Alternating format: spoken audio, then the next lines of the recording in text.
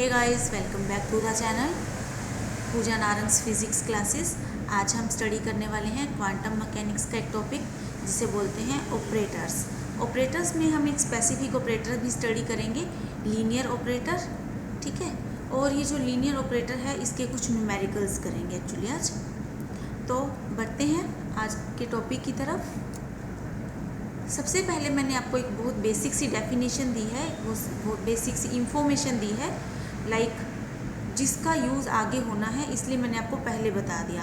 हालांकि इस टॉपिक के बारे में मैं अपने पिछले वीडियोस में पढ़ा चुकी हूँ।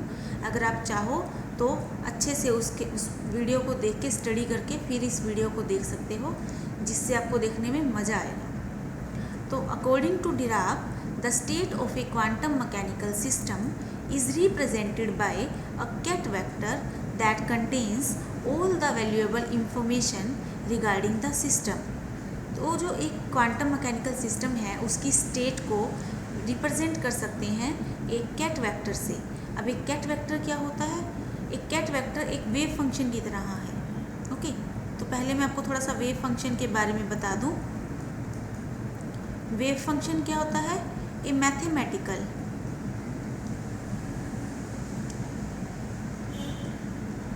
scalar function that represents the state of a quantum mechanical system। okay, तो and also contains all the valuable information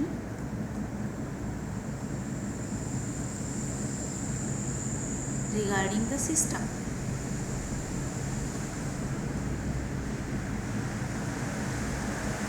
ठीक है, ये वेव फंक्शन बहुत सिंपल सा टॉपिक है, इसके बारे में आपने ग्रेजुएशन में भी पढ़ा होगा या पढ़ रहे होंगे। तो उसके ही कोरस्पॉन्डिंग डिराक ने जो सिस्टम दिया, उस सिस्टम में, उस वे में हम क्वांटम मैकेनिकल सिस्टम की स्टेट को रिप्रेजेंट कर सकते हैं एक कैट वेक्टर से। ओके, अब ये कैट वेक्टर को कैसे रिप्रेजेंट करते हैं? इस वे में, इस वे। और ये जो चीज़ है ये क्वांटम मैकेनिकल स्टेट का ही रिप्रेजेंट करने का एक वे है। ये इस कैट वेक्टर का डैगर लेते हैं तो आता है। ये मैंने पिछले वीडियो में करवाया हुआ है एक्चुअली। इसका डैगर लेते हैं तो हमें कैट वेक्टर का डैगर लेने पे हमें मिलता है ब्रा वेक्टर। ओके, ये दोनों ही जो वेक्टर्स होते हैं, कैट वेक्टर और ब्रा वेक्टर, ये बिलोंग करते हैं हिल्बर्ट स्पेस से। ठीक है, अगर आपको अभी भी समझ नहीं आया तो प्लीज़ पिछला वीडियो देख लीजिएगा, तो बहुत अच्छे से क्लियर होने वाला है आपको। चलिए बढ़ते हैं आगे। ये मैंने आपको थोड़ा हिंट दिया है क्योंकि कैट वेक्टर और ब्रा वेक्टर जो है उसका आगे यूज़ होगा। ऑपरेटर क्या होता है? जैसे कि हम मैथमेटिकल ऑपरेटर्स की बात करते हैं जो जनरल बहुत सिंपल छोटे होते आपने यूज़ किए हैं, 3 + 5 = 8। तो ये जो प्लस है that is an operator, addition. Okay, same way अगर 5 - 3 करते हैं 2, तो जो सब्ट्रैक्शन है वो भी एक ऑपरेटर है। ऐसे ही ऑपरेटर क्या होता है? एक मैथमेटिकल रूल। अब क्वांटम मैकेनिकल ऑपरेटर्स की बात कर रहे हैं जो कि सिंपल ऑपरेटर से थोड़े डिफरेंट होते हैं, बट उनका यूज़ हमारे लिए इस टाइम इम्पोर्टेंट है, तो वही पढ़ रहे हैं। An operator is a mathematical rule होता है, ये भी एक मैथमेटिकल रूल है, that transforms a ket vector psi into another ket vector psi dash of the same space.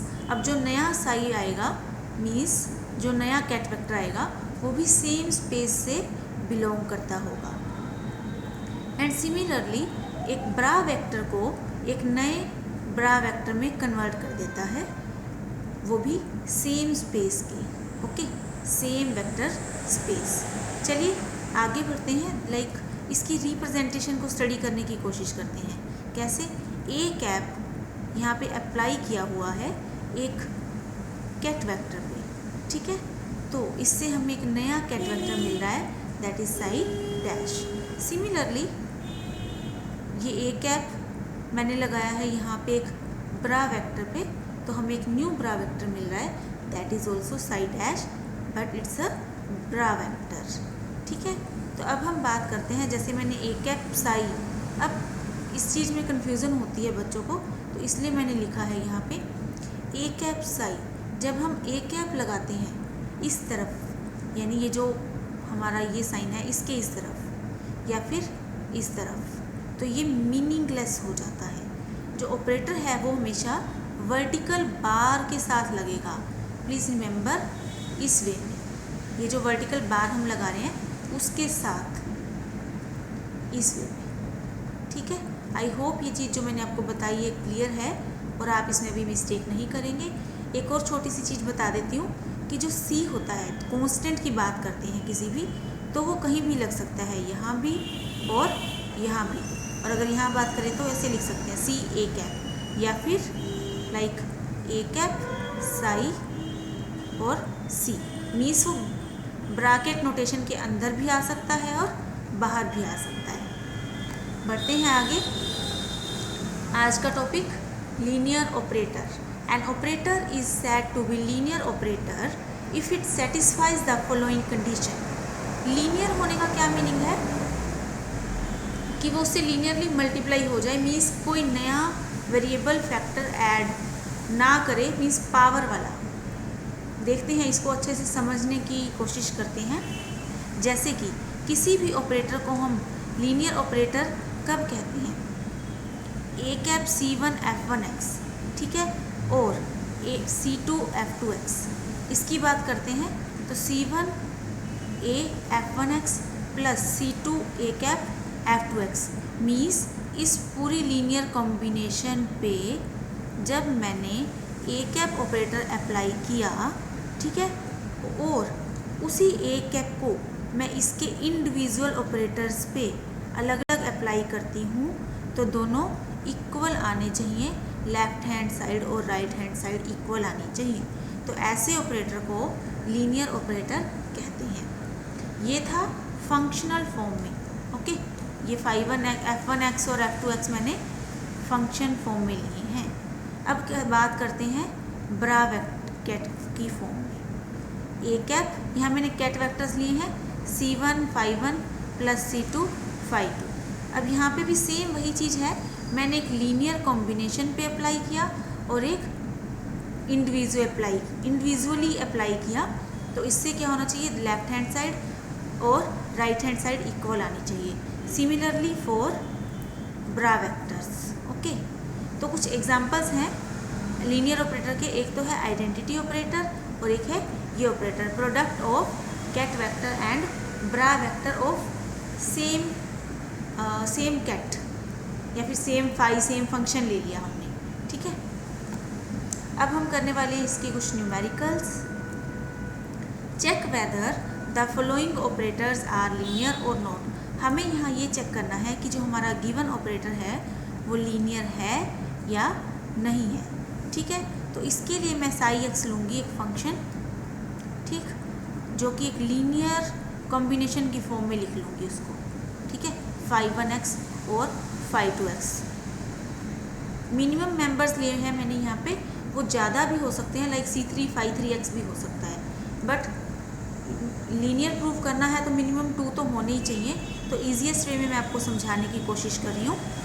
जब मैं इसके ऊपर ऑपरेटर अप्लाई करती हूँ ए कैप साई एक्स, तो वो कुछ इस तरह से अप्लाई होगा, ठीक है। तो अप्लाई करती हूँ जब मैं ए कैप साई एक्स पे, तो क्या होगा, ए कैप साई एक्स अप्लाई किया तो एक फैक्टर x मल्टीप्लाई में आ जाएगा, x C1 5 1x plus C2 5 2x, ठीक है।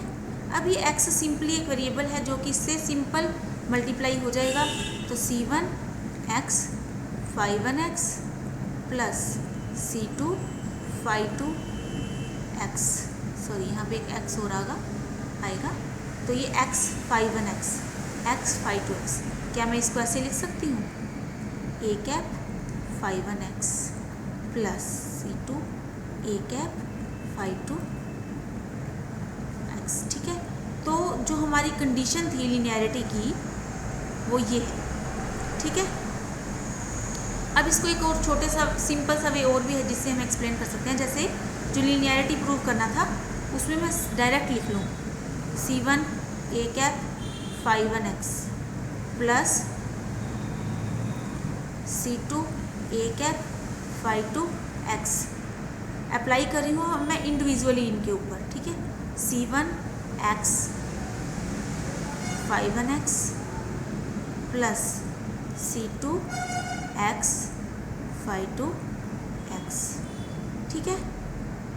तो लेफ्ट हैंड साइड और राइट हैंड साइड हमारी इक्वल आ रही है, तो इससे क्या है, ये प्रूव होता है कि ये लीनियर ऑपरेटर है। आई होप ये आपको क्लियर हो, और नहीं हुआ तो प्लीज़ कमेंट बॉक्स में बताइएगा। नेक्स्ट वीडियो में मैं आपको दोबारा से एक्सप्लेन कर दूँगी, ठीक है। फिर से बता देती हूँ एक बार अगर नहीं क्लियर हुआ तो। देखिए क्या किया है, ए कैप को साई एक्स पे अप्लाई किया। साई एक्स को मैंने एक लीनियर कॉम्बिनेशन की फॉर्म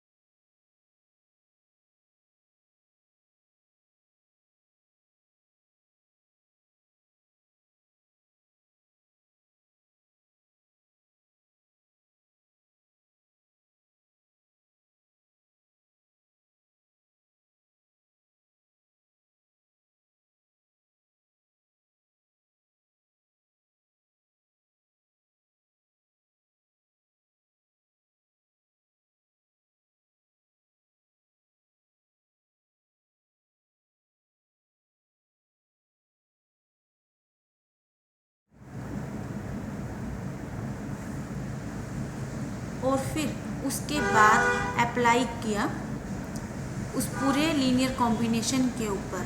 और जब इसको लीनियर कॉम्बिनेशन पे अप्लाई किया तो ये x यहाँ पे मल्टीप्लाई में आया, और उसके बाद उस x को अंदर मल्टीप्लाई किया इस ब्रैकेट के, और जिससे क्या हुआ, हम इस ऑपरेटर को इस फॉर्म में लिख पाए। तो इससे क्या प्रूव हुआ कि ये जो है लीनियर ऑपरेटर है।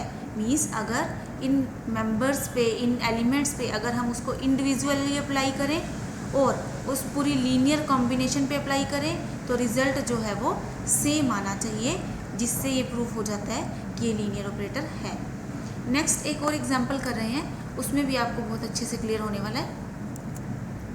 A cap psi x is equal to psi x plus x. यहाँ पे जो ए कैप का एक्शन है वो ये है कि उसमें एक फैक्टर x ऐड हो जाएगा। अब फिर से मैंने क्या किया, साई एक्स को एक लीनियर कॉम्बिनेशन की फॉर्म में लिया, C1 phi 1 x plus C2 phi 2 x। यहाँ आप कुछ भी ले सकते हैं, साई 1 x साई 2 x भी ले सकते हैं, ओके। तो इसके ऊपर जब मैं ऑपरेटर अप्लाई करती हूँ ए कैप, यहाँ भी और यहाँ भी, ऑल राइट।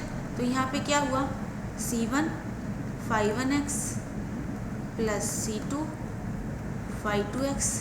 ये लीनियर कॉम्बिनेशन अभी ऐसे की ऐसे है, इस पूरे के ऊपर अप्लाई हो रहा है, तो इस पूरे के अंदर एक x फैक्टर ऐड ऑन हो जाएगा। और जब ये x फैक्टर ऐड ऑन होगा तो इसके बाद, क्योंकि एडिशन है और ये एक सिंपली एक एलिमेंट है, एक कुछ भी कह सकते हैं इसको, तो ये phi 1 x, इसको ओपन करेंगे जब हम ब्रैकेट को, C2 phi 2 x plus x। तो इसको तो मैं लिख सकती हूँ, जैसे इसके प्लस में x आ गया, तो a कैप यहाँ पे C2 और यहाँ पे phi 2 x। पर इसके लिए तो मेरे पास कुछ नहीं है यहाँ पे, है ना। तो इसको मैं C1 a cap phi 1 x नहीं लिख सकती यहाँ पे, तो ये लीनियर ऑपरेटर ऐसे करते हैं, यहाँ पे लिख लेते हैं, एक second. It is not a linear operator. अब आगे हम बात करते हैं सिंपली इसी को अगर मैं रिप्रेजेंट करना चाहूँ, जैसे लेफ्ट हैंड साइड और राइट हैंड साइड को अलग अलग प्रूव करना चाहूँ, तो मैं क्या करूँगी, लीनियरिटी कंडीशन फिर से वही, जैसे क्या होती है ये A cap C1 phi1x plus C2 phi2 x, ये ब्रैकेट यहाँ नहीं आएगी, ठीक है, ये लिया मैंने, ठीक है। तो अप्लाई करेंगे तो ये C1 phi1x plus C2 phi2 x, जब इसके ऊपर इंडिविजुअली ऑपरेटर अप्लाई करते हैं तो ये और ये साइड दोनों इक्वल आनी चाहिए, जो कि लीनियर ऑपरेटर इसको प्रूव कर देंगी। तो ये जो पार्ट है हमारा, ये हम यहाँ पे प्रूव कर चुके हैं, ठीक है। अब मैं अलग अलग अप्लाई करती हूँ, like C1 phi1x plus C1 x plus same इसी वे में क्या होगा C2 phi x plus C2 x। अब ये C1 C2 कहाँ से आया वो मैं आपको बताने वाली हूँ। यहाँ पे जैसे अप्लाई किया ऑपरेटर को, ठीक है, C1 phi1 x पे, तो इसमें क्या आना चाहिए, ए कैप नहीं, C1 into phi1 x plus x, all right. तो ये जो phi1 x प्लस x है, ठीक, तो इसको ओपन करेंगे, C1 phi1 x plus C1 x आ जाएगा। तो ये इस फॉर्म में आना चाहिए, जो कि इसके इक्वल नहीं आ पाएगा, तो इसलिए ये लीनियर ऑपरेटर